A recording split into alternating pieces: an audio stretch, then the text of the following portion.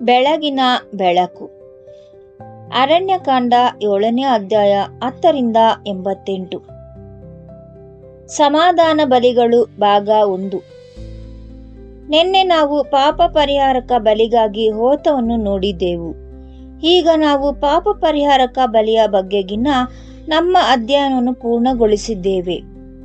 ಆ ಒಂದು ಹೋತವು ಪ್ರಾಯಶ್ಚಿತ್ತದ ಏಕೈಕ ಹಾಗೂ ಪಾಪದ ಮೂಲ ಬೇರನ್ನು ಮುಚ್ಚುವ ಒಂದು ಪರಿಪೂರ್ಣ ಯಜ್ಞವನ್ನು ಸೂಚಿಸುತ್ತದೆ. ಈಗ ನಾವು ಪ್ರತಿಷ್ಠಾಪನೆಯ ಅರ್ಪಣೆಯ ಅಂತಿಮ ಮತ್ತು ಅತ್ಯಂತ ದೊಡ್ಡ ಭಾಗಕ್ಕೆ ಬರುತ್ತೇವೆ. ಅದೇ ಸಮಾಧಾನ ಬಲಿಗಳು. ಅರಣ್ಯಕಾಂಡ 7ನೇ ಅಧ್ಯಾಯ 17ರ ಪ್ರಕಾರ ಅವುಗಳನ್ನು ಪಟ್ಟಿ ಹೀಗಿದೆ: 2 ಹೋರಿಗಳು, 5 ಟಗರುಗಳು, 5 ಹೋತಗಳು ಮತ್ತು 1 ವರ್ಷದ 5 ಗಂಡು ಕುರಿಮರಿಗಳು. ಪಾಪ ಪರಿಹಾರಕ ಬಲಿಗೆ 1 ಮತ್ತು ದಹನ ಬಲಿಗೆ 3 ಪ್ರಾಣಿಗಳನ್ನು ಅರ್ಪಿಸಿದರೆ, ಸಮಾಧಾನ ಬಲಿಗಾಗಿ ಒಟ್ಟು 17 ಪ್ರಾಣಿಗಳನ್ನು ಅರ್ಪಿಸಲಾಯಿತು. ಇಡೀ ಪ್ರತಿಷ್ಠಾಪನೆಯಲ್ಲಿ ಸಮಾಧಾನ ಬಲಿಯೇ ಅತ್ಯಂತ ಹೇರಳವಾದ ಅರ್ಪಣೆಯಾಗಿತ್ತು.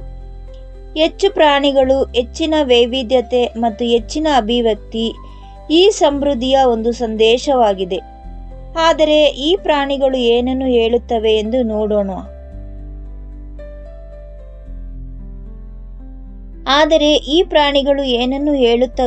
ನೋಡುವ ಮುನ್ನ, ಸಮಾಧಾನ ಬಲಿ ಎಂದರೇನು, ಅದನ್ನು ಏಕೆ ನೀಡಲಾಗುತ್ತಿತ್ತು ಮತ್ತು ಇಸ್ರಾಯೇಲ್ಯರ ಜೀವನದಲ್ಲಿ ಅದರ ಅರ್ಥವೇನಾಗಿತ್ತು ಎಂಬುದನ್ನು ನಾವು ಅರ್ಥ ಮಾಡಿಕೊಳ್ಳಬೇಕು.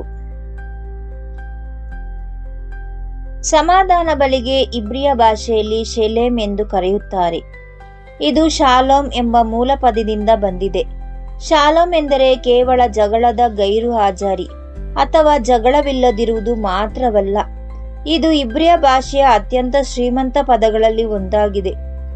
ಇದರ ಅರ್ಥಪೂರ್ಣತೆ, ಸಂಪೂರ್ಣತೆ, ಆರೋಗ್ಯ, ಕ್ಷೇಮ, ಸಾಮರಸ್ಯ ಮತ್ತು ಮರುಸ್ಥಾಪಿಸಲ್ಪಟ್ಟ ಸಂಬಂಧ.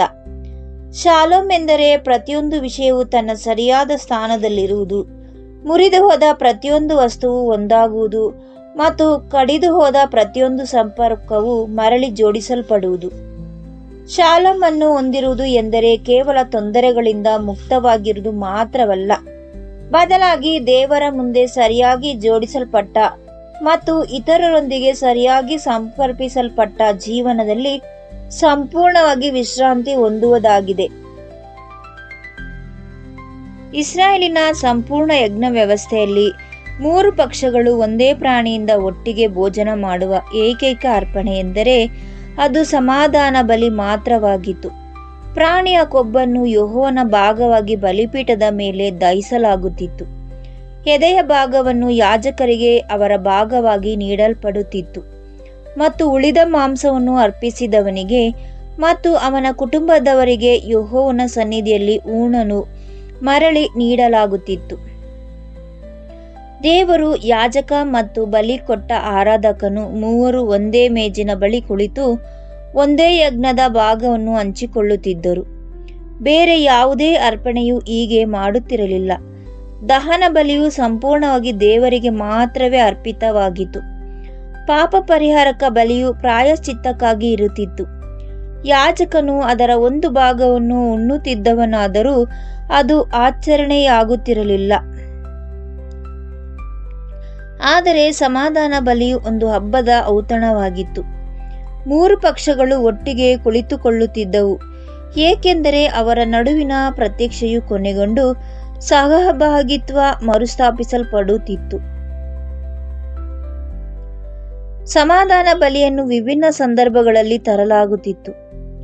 ಒಬ್ಬ ವ್ಯಕ್ತಿಯು ಯೆಹೋವನಿಂದ ದೊಡ್ಡ ಆಶೀರ್ವಾದವನ್ನು ಅಥವಾ ಬಿಡುಗಡೆಯನ್ನು ಅನುಭವಿಸಿದಾಗ ಅದನ್ನು ಕೃತಜ್ಞತಾ ಬಲಿಯಾಗಿ ತರಲಾಗುತ್ತಿತ್ತು.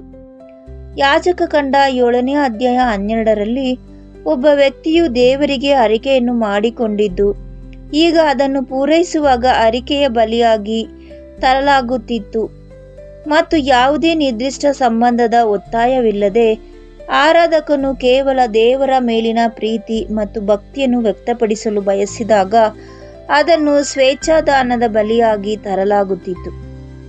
ಕೃತಜ್ಞತೆ, ಹರಕೆ ಮತ್ತು ಸ್ವೇಚ್ಛಾದಾನ ಒಂದೇ ಅರ್ಪಣೆಗೆ 3 ಕಾರಣಗಳು. ಮತ್ತು ಈ ಮೂರು ಒಂದೇ ಸ್ಥಳದಿಂದ ಬಂದವು. ಯೆಹೋವನೊಂದಿಗಿನ ಮರುಸ್ಥಾಪಿಸಲ್ಪಟ್ಟ ಸಂಬಂಧದ ವಾಸ್ತವೆಯನ್ನು ಅನುಭವಿಸಿದ ಮತ್ತು ಅದನ್ನು ಬಹಿರಂಗವಾಗಿ ಆಚರಿಸಲು ಬಯಸಿದ ಹೃದಯದಿಂದ ಅರ್ಪಣೆಗಳನ್ನು ಬಲಿಪೀಠದ ಬಳಿಗೆ ತರುತ್ತಿದ್ದ ಕ್ರಮವು ಆಳವಾದ ಅರ್ಥವನ್ನು ಹೊಂದಿದೆ. ಅರಣ್ಯಕಾಂಡ 7ರಲ್ಲಿ ಮೊದಲು ದಹನ ಬಲಿ ಬಂದಿತು, ನಂತರ ಪಾಪ ಪರಿಹಾರಕ ಬಲಿ, ತದನಂತರ ಸಮಾಧಾನ ಬಲಿ. ಈ ಕ್ರಮವು ಕೇವಲ ಧಾರ್ಮಿಕ ಆಚರಣೆಯ ಪ್ರಾಮುಖ್ಯತೆಯಾಗಿರಲಿಲ್ಲ, ಅದು ಆಧ್ಯಾತ್ಮಿಕ ಅನಿವಾರ್ಯತೆಯಾಗಿತ್ತು. ಸಮಾಧಾನ ಬಲಿಯು ದಹನ ಬಲಿ ಮತ್ತು ಪಾಪ ಪರಿಹಾರಕ ಬಲಿಯ ನಂತರವಷ್ಟೇ ಬರಲು ಸಾಧ್ಯವಿತ್ತು, ಏಕೆಂದರೆ ಸಮಾಧಾನವನ್ನು ಮುರಿದ ಪಾಪದ ಸಮಸ್ಯೆಯನ್ನು ಪರಿಹರಿಸಿದ ನಂತರವೇ ದೇವರೊಂದಿಗೆ ಸಮಾಧಾನ ಉಂಟಾಗಲು ಸಾಧ್ಯ. ಪ್ರಾಯಶ್ಚಿತ್ತಕ್ಕೆ ಮುಂಚಿತವಾಗಿ ನೀವು ಹಬ್ಬದ ಔತಣವನ್ನು ಉಣ್ಣಲು ಸಾಧ್ಯವಿಲ್ಲ. ಬಾಗಿಲಲ್ಲಿರುವ ಸಾಲವನ್ನು ತೀರಿಸುವ ಮುನ್ನ ನೀವು ಮೇಜಿನ ಬಳಿ ಕುಳಿತುಕೊಳ್ಳಲು ಸಾಧ್ಯವಿಲ್ಲ. ರೋಮಾಪುರದವರಿಗೆ 5ನೇ ಅಧ್ಯಾಯ 1ನೇ ವಾಕ್ಯ ಈ ಕ್ರಮವನ್ನು ಪರಿಪೂರ್ಣ ಸ್ಪಷ್ಟತೆಯೊಂದಿಗೆ ಸೆರೆಹಿಡಿಯುತ್ತದೆ. ಹೀಗಿರಲಾಗಿ ನಾವು ನಂಬಿಕೆಯ ಆಧಾರದ ಮೇಲೆ ನೀತಿವಂತರೆಂದು ನಿರ್ಣಯಿಸಲ್ಪಟ್ಟಿದ್ದರಿಂದ ನಮ್ಮ ಪ್ರಭುವಾದ ಯೇಸುಕ್ರಿಸ್ತನ ಮೂಲಕ ದೇವರೊಂದಿಗೆ ಸಮಾಧಾನವನ್ನು ಹೊಂದಿದ್ದೇವೆ. ಹೀಗಿರಲಾಗಿ ಆದುದರಿಂದ ನೀತಿವಂತರೆಂಬ ನಿರ್ಣಯದ ನಂತರವೇ ಸಮಾಧಾನ ಬರುತ್ತದೆ, ಪ್ರಾಯಶ್ಚಿತ್ತದ ನಂತರವೇ ಶಾಲೋಮ್ ಬರುತ್ತದೆ. ನಾವು ಸಮಾಧಾನದಿಂದ ಪ್ರಾರಂಭಿಸಿ ಹಾದಿಯ ಮಧ್ಯೆ ಎಲ್ಲೋ ಪ್ರಾಯಶ್ಚಿತ್ತವನ್ನು ಸೇರಿಸುವುದಿಲ್ಲ. ಸಂಪೂರ್ಣ ಸಮರ್ಪಣೆಯ ದಹನ ಬಲಿ ಮತ್ತು ಬದಲಿಯಾಗಿ ಅರ್ಪಿತವಾದ ಪಾಪ ಪರಿಹಾರಕ ಬಲಿ ಮೊದಲು ಬಂದವು ಮತ್ತು ನಂತರ ಆಗ ಮಾತ್ರ ಸಮಾಧಾನ ಬಲಿಯನ್ನು ಬಲಿಪೀಠದ ಮೇಲೆ ಸಂತೋಷದಿಂದ ಇಡಬಹುದಾಗಿದೆ. ದಹನ ಬಲಿಯು 3 ಪ್ರಾಣಿಗಳು ಮತ್ತು ಪಾಪ ಪರಿಹಾರಕ ಬಲಿಯ 1 ಪ್ರಾಣಿಯನ್ನು ಅರ್ಪಿಸಿದ ನಂತರವಷ್ಟೇ ಸಮಾಧಾನ ಬಲಿಯ 17 ಪ್ರಾಣಿಗಳು ಬರಲು ಸಾಧ್ಯವಿತ್ತು. ಸಮಾಧಾನದ ಸಮೃದ್ಧಿಯು ಅದರ ಮುಂಚೆ ನಡೆದ ಪ್ರಾಯಶ್ಚಿತ್ತದ ಪರಿಪೂರ್ಣತೆಯ ಮೇಲೆ ಸಂಪೂರ್ಣವಾಗಿ ಆಧಾರಿತವಾಗಿದೆ. ಸಮಾಧಾನ ಬಲಿಯ ಪ್ರತಿಯೊಂದು ಅಂಶವು ಕ್ರಿಸ್ತನು ಸಾಧಿಸಿದ್ದನ್ನು ಮತ್ತು ಆತನು ಯಾರಾಗಿದ್ದಾನೆ ಎಂಬುದನ್ನು ಸೂಚಿಸುತ್ತದೆ. ಎಫೆಸದವರಿಗೆ 2ನೇ ಅಧ್ಯಾಯ 14ನೇ ವಾಕ್ಯ ಹೀಗೆ ಹೇಳುತ್ತದೆ, ಆತನೇ ನಮ್ಮ ಸಮಾಧಾನವಾಗಿದ್ದಾನೆ. ಆತನು ಇಬ್ಬರನ್ನು ಒಂದಾಗಿಸಿ ಹಗೆತನವೆಂಬ ನಡುವಿನ ಗೋಡೆಯನ್ನು ತನ್ನ ಶರೀರದಲ್ಲಿ ಮುರಿದು ಹಾಕಿದನು. ಆತನೇ ನಮ್ಮ ಸಮಾಧಾನವಾಗಿದ್ದಾನೆ. ಅದು ಕೇವಲ ಸಮಾಧಾನದ ಭಾವನೆಯಲ್ಲ, ಸಂಘರ್ಷದ ತಾತ್ಕಾಲಿಕ ಪರಿಹಾರವಲ್ಲ. ಆತನೇ ಸಾಕ್ಷಾತ್ ಶಾಲೋಮ್ ಆಗಿದ್ದಾನೆ, ಜೀವಂತ ವ್ಯಕ್ತಿಯಲ್ಲಿ ಅಡಗಿರುವ ಪೂರ್ಣತೆ, ಸಂಪೂರ್ಣತೆ ಮತ್ತು ಮರುಸ್ಥಾಪಿಸಲ್ಪಟ್ಟ ಸಂಬಂಧ. ಸಮಾಧಾನ ಬಲಿಗೆ 3 ಪಕ್ಷಗಳು ಒಂದೇ ಮೇಜಿನ ಬಳಿಗೆ ತರಬಲ್ಲ ಪ್ರಾಣಿಯ ಅಗತ್ಯವಿತ್ತು.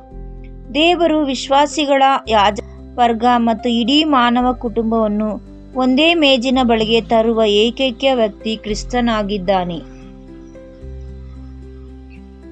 ಕೊಲೊಸ್ಸೆಯವರಿಗೆ 1ನೇ ಅಧ್ಯಾಯ 19 ಮತ್ತು 20 ವಾಕ್ಯ ಕ್ರಿಸ್ತನ ಸಮಾಧಾನ ಬಲಿಯು ಸಾಧಿಸಿದ ಸಂಪೂರ್ಣ ವ್ಯಾಪ್ತಿಯನ್ನು ವಿಸ್ತರಿಸುತ್ತದೆ, ಯಾಕೆಂದರೆ ಆತನಲ್ಲಿ ಎಲ್ಲ ಪೂರ್ಣತೆಯು ವಾಸವಾಗಿರಲು ತಂದೆಯು ಇಷ್ಟಪಟ್ಟನು ಮತ್ತು ಆತನ ಶಿಲುಬೆಯ ರಕ್ತದ ಮೂಲಕ ಸಮಾಧಾನವನ್ನುಂಟು ಮಾಡಿ ಭೂಮಿಯಲ್ಲಾಗಲಿ ಪರಲೋಕದವುಗಳನ್ನಾಗಲಿ ಎಲ್ಲವನ್ನೂ ಕ್ರಿಸ್ತನ ಮೂಲಕ ಯೆಹೋವನೊಂದಿಗೆ ಒಪ್ಪಂದ ಮಾಡಿಕೊಳ್ಳಲು ಆತನಿಗೆ ಮೆಚ್ಚಿಕೆಯಾಗಿತ್ತು.